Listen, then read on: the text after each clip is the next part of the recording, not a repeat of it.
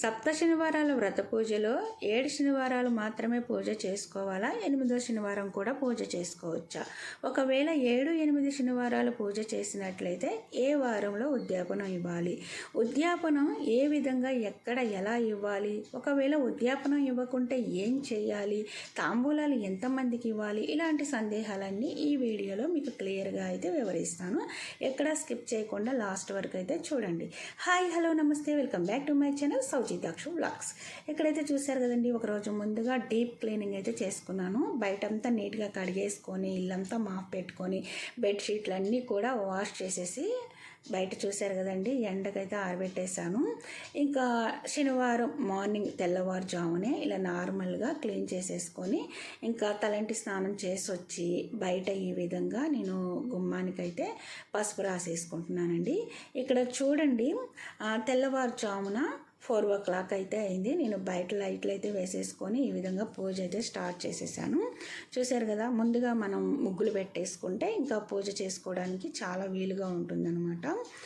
అయితే ఎవరైనా first time మన ఛానల్ కొత్త వాళ్ళు చూస్తున్నట్లయితే సబ్స్క్రైబ్ చేసుకోండి. పక్కనే ఉన్న బెల్ ఐకాన్లో ఆల్ బటన్ యాక్టివేట్ చేసుకోండి. నేను అప్లోడ్ చేసే ప్రతి వీడియో నోటిఫికేషన్లో అయితే వస్తుంది, మీరు చూసేయచ్చు అనమాట. అయితే ఫస్ట్ నుంచి 6 శనివారాలు ఏ విధంగా చేశాను పూజ అనేది ఫుల్ వీడియో మన ఛానల్లో ఉంటుంది, ఒకసారి చెక్ చేయండి.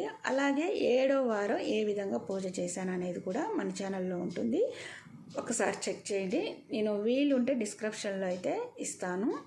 సో ఎందుకంటే ఒక క్లారిటీ అనేది వస్తుందన్నమాట. ప్రతిదీ ఒక సందేహంగా మిగిలిపోకుండా ప్రతి వీడియోలో నేను క్లియర్గా అయితే వివరించాను.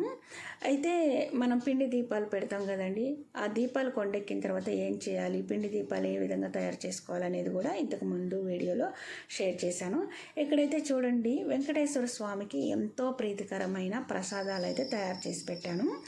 ఆ ప్రసాదాలలో మరొకటి పొడిపిండితో చలివిడి ముద్ద అనమాట. అంటే ఒక విధంగా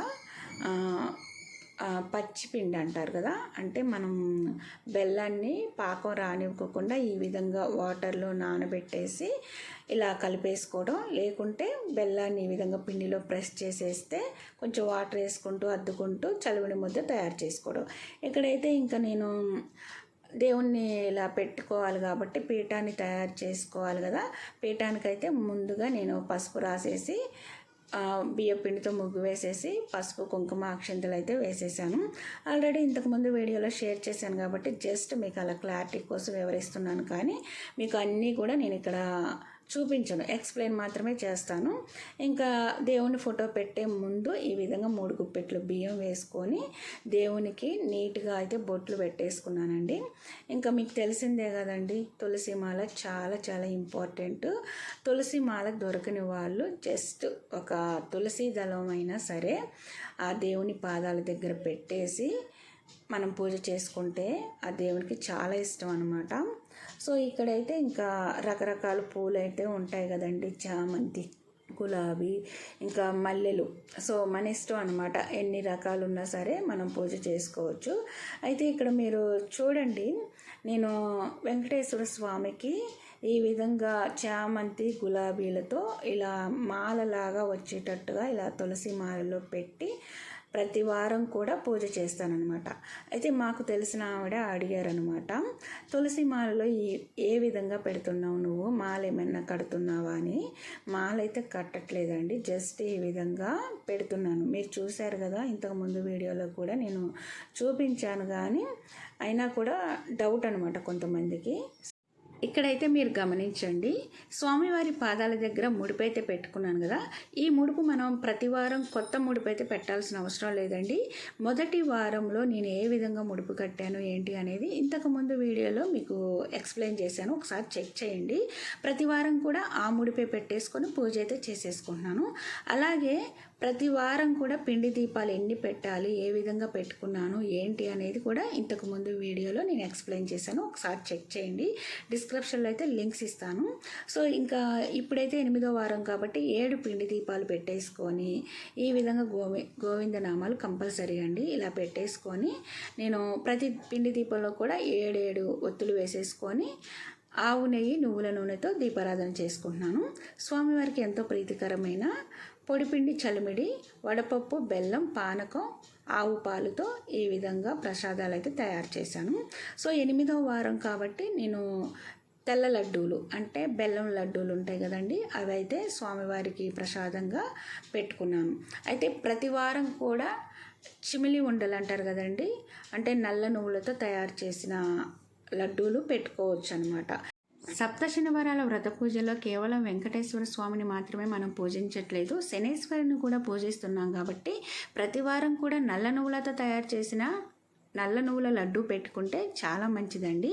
ఒకవేళ మాకు అంత టైం లేదు, నల్ల నువ్వుల లడ్డు పెట్టలేకపోతున్నాం అనుకుంటే 7 వారాలలో ఒక వారమైనా సరే ఈ ప్రసాదం స్వామివారి దగ్గర పెడితే ఏలినాటి శని ప్రభావం ఉంటే తొలగిపోతుందండి. సో ఇక్కడైతే నేను 8వ వారం ఉదయం ఏ విధంగా పూజ చేశాను, ఎన్ని ప్రసాదాలు పెట్టాను అనేది అయితే మీకు ఇక్కడ చూపిస్తున్నాను చూడండి. సప్త శనివారాల వ్రత పూజలో కొంతమందికి పరిస్థితులు అనుకూలించక 7 వారాలు మాత్రమే పూజ చేసి ఆగిపోతారు కదా, అలాంటి వాళ్ళు 7వ వారం ఉద్యాపనం ఇచ్చి తాంబూలాలు ఇస్తే సరిపోతుంది. మరి కొంతమంది 7 వారాలు మాత్రమే కాదు, ఆ స్వామివారికి వడ్డీ వారం కూడా చాలా ఇష్టం అని చెప్పేసి 8వ వారం కూడా పూజ చేస్తున్నారు కాబట్టి సో 8వ వారం ఉద్యాపనం ఇచ్చి తాంబూలాలు ఇస్తే చాలా మంచిది. ఇక్కడైతే చూడండి, నేను 8వ వారం పూజ చేస్తున్నాను, ఆల్రెడీ 7 వారాలు కంప్లీట్ చేసుకున్నాను. నేను వీడియో కూడా పోస్ట్ చేశాను అనమాట. 7వ వారం ఏ విధంగా పూజ చేసుకున్నాను అనేది ఒకసారి చెక్ చేయండి. ఇక్కడైతే చూడండి, 8వ వారం తెల్లవారుజామున చేసిన పూజ అండి. 8వ వారం సాయంత్రంలో నేను ఎంతమందికి భోజనాలు పెట్టి తాంబూలాలు ఇచ్చాననేది మీకు ఎక్స్ప్లెయిన్ చేస్తాను, కానీ మీకు క్లియర్గా అయితే నేను చూపించలేను వీడియో, ఎందుకంటే అంత హడావుడిగా ఉంటుంది కాబట్టి నేను వీడియో అయితే షూట్ చేయలేదండి, కొన్ని క్లిప్పింగ్స్ యాడ్ చేశాను అంతే. అయితే ఇక్కడ ఏదైనా ఆ దేవుడు మనకి ఉన్నంతలోనే, మనకు శక్తి మించి ఏది చేయమంటలేదండి, మనం ఎంతవరకు చేయగలగమో అంతవరకు చేస్తే సరిపోతుందనమాట. అయితే నేను కొంతమందికైనా సరే భోజనాలు పెట్టి చేయగడిగించుకోవాలనుకున్నాను కాబట్టి సో నేను చేసినట్టుగా మీరు చేయాలనేది అయితే లేదండి.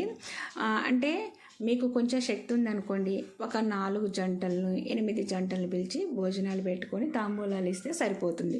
సో ఇంతమంది మనం పిలిచినా రారు, మనకి ఎవరు తెలియదు అనుకుంటే ఒక 8 మంది ముత్తైదులను పిలిచి తాంబూలాలు ఇచ్చుకోవచ్చు. అసలు మనకి ఇంత శక్తి లేదు అనుకుంటే ఒక జంటనైనా పిలిచి తాంబూలాలు ఇచ్చుకోవచ్చు అండి. సో అసలు ఇది కూడా చేయలేము అనుకుంటే మాత్రం ఏదైనా మనకి దగ్గరలో ఉన్న టెంపుల్ దగ్గరికి వెళ్ళి కొద్దిగా బియ్యం పప్పు, మనకు చేతనైనంత దక్షిణ అయ్యగారి చేతిలో పెట్టి ఆశీర్వాదం తీసుకున్నా చాలా మంచిది. సో ఇదంతా కాదు, మనం ఎంతో కొంత పెట్టేసి ఇంట్లో చేయగలిగించుకుంటే చాలా మంచిది. సో మనకు శక్తి ఉంది, ఇంటికి ఎవరు రారు అనుకుంటే మాత్రం ఒక్క జంటనైనా సరే పిలిచి ఇంట్లో భోజనాలు పెట్టుకొని చేయగలిగించి తాంబూలం ఇచ్చేసి మనం ఇంట్లో వండినా లేకుంటే ఆర్డర్స్ ఇచ్చినా సరే మనం గుడి దగ్గరికి వెళ్ళేసి ఆ దేవుని ప్రసాదంగా మనకి చేతనైనంత వరకు అక్కడికి వచ్చే భక్తులకి భోజనాలు పెట్టేసి మనం ఎంతవరకు అయితే తాంబూలాలు ఇద్దామనుకుంటున్నామో అంతవరకు తాంబూలాలు ఇవ్వచ్చు అనమాట. సో ఇదంతా కాదు, ఏదైనా ఫుడ్కి ఇబ్బంది పడే పీపుల్స్ ఉంటారు కదా, చాలామంది రోడ్డు మీద ఒక్క పూట అన్నానికి కూడా ఇబ్బంది పడే వాళ్ళు చాలామంది ఉన్నారండి ఈ రోజుల్లో. సో మనం ఏది ఇచ్చినా కూడా వద్దు అని అనరు, కానీ అన్నం పెడితే మాత్రం ఇక చాలు అంటారు. సో అన్నం పరబ్రహ్మ స్వరూపం, అన్నం సుఖీభవ అంటారు కదండి. ఇలాంటి గొప్ప అన్నదానాన్ని ఆ దేవుని పేరిట కొంతమందికైనా సరే మనం భోజనాలు పెట్టి తాంబూలం ఇస్తున్నాము అంటే గొప్ప విశేషమే అని చెప్పొచ్చు. సో అందుకోసమే ఇక్కడైతే నేను తాంబూలాలకి ఇలా సిద్ధం చేసుకున్నాను. ఇలా జాకెట్ ముక్క, ఆకు వక్క, దక్షిణ, పసుపు, కుంకుమ, అరటిపళ్ళు, పువ్వు, ఇక్కడైతే లడ్డు ప్రసాదం స్వామివారికి నైవేద్యంగా నేను తయారు చేశానండి. ఈ తాంబూలంతో పాటు లడ్డు కూడా నేను తాంబూలంతో కలిపి ఇస్తున్నాను అనమాట. నేనైతే ఒక 20 తాంబూలాలు అయితే తయారు చేసి పక్కన పెట్టుకున్నాను, ఎందుకంటే 20 మంది అని నేను అనుకున్నానండి. ఇక్కడ మీరు చూశారు కదా, సాయంత్రం పూజ అయితే నేను ఈ విధంగా చేసుకున్నాను. ఇక్కడైతే చూడండి, ఆ శ్రీనివాసుని నిలువెత్తు రూపం, ఇంకా తనివి తీరా చూడాలనిపించే రూపురేఖలు, ఆ దీపాల కాంతులలో ఇంకా ఇంకా చూడాలి అనిపించే ఆ కలకలలాడే ఆ దేవుని రూపం అసలు చూస్తూ ఉంటే చూడాలి అనిపిస్తుందండి. సాయంత్రం పూజలో ఈ విధంగా గారెలు, పూర్ణాలు, తెల్ల లడ్డూలు, పులిహార, పొంగలి, కొన్ని రకాల ఫ్రూట్స్తో ఈ విధంగా స్వామివారికి నైవేద్యాలు సమర్పించుకొని ఆ వెంకటేశ్వర స్వామి కథ, వెంకటేశ్వర స్వామి స్తోత్రాలు, అష్టోత్రాలు, లక్ష్మీదేవి పద్మావతి అష్టోత్రాలు, ఆ వెంకటేశ్వర స్వామి గోవిందనామాలు చదివి ఇలా సాయంత్రం పూజ అయితే చేసుకున్నాను.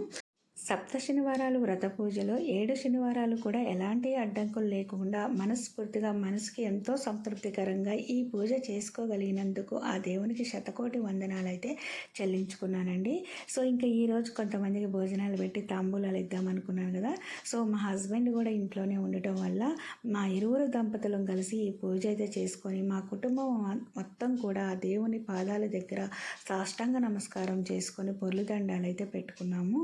ఆ దేవుని దయ వల్లే మేము ఇన్ని వారాలు కూడా ఎలాంటి అడ్డంకులు లేకుండా మనసుకి ఎంతో సంతృప్తి కలిగే విధంగా ఈ పూజ చేసుకున్నాము.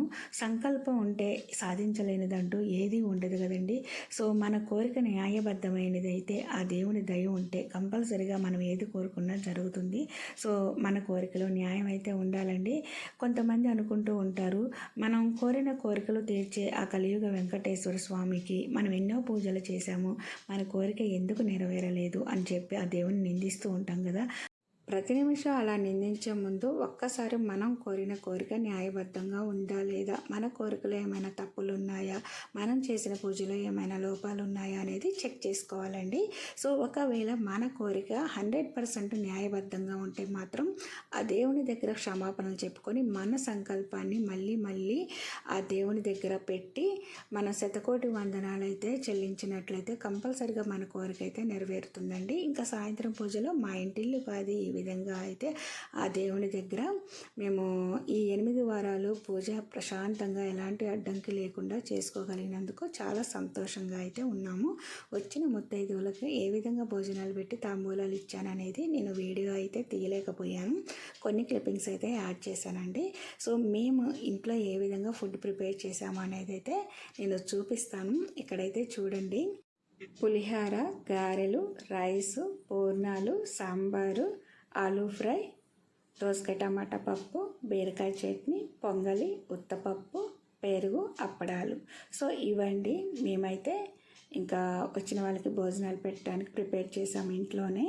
సో ఏంటంటే ఇక్కడ వచ్చిన ముత్తైదులందరికీ నేనే గంధము బొట్టు పెట్టి వాళ్ళ దగ్గర ఆశీర్వాదాలు తీసుకోవడం, తాంబూలం ఇవ్వటం, భోజనాలు కూడా వడ్డించడం, వాళ్ళు తిన్న తర్వాత వాళ్ళ ఇస్తర్లు తీసి చేయి కడిగించడం, ఇలా కొన్ని పనులు చేయడం వల్ల నేను తాంబూలం ఇవ్వటం అనేది వీడియో క్లిప్పింగ్స్ ఏమీ తీయలేదండి. ఒక్కొక్క ముత్తైదు అయితే వస్తున్నారు, చూశారు కదా. సో వచ్చిన వాళ్ళకి ఈ విధంగా అయితే వడ్డించడం జరిగింది. నాతో పాటు మా పక్కింట్లో ఆంటీ కూడా నాకు హెల్ప్గా ఉన్నారనమాట. సో అన్నీ నేనే చేసుకోవడం కొంచెం కష్టంగానే ఉంటుంది కదండి. అందుకోసమే కొన్ని వీడియో క్లిప్పింగ్స్ అయితే నేను యాడ్ చేయలేదు, అసలు తీయలేదనమాట. సో నన్ను క్షమించండి. భోజనాలు పెట్టేది మాత్రం అది కూడా 1-2 క్లిప్పింగ్స్ మాత్రమే, ఇంకంతకు మించి ఏమీ తీయలేదు. ఈ వీడియో మీకు నచ్చితే లైక్, షేర్, సబ్స్క్రైబ్ చేసుకోండి.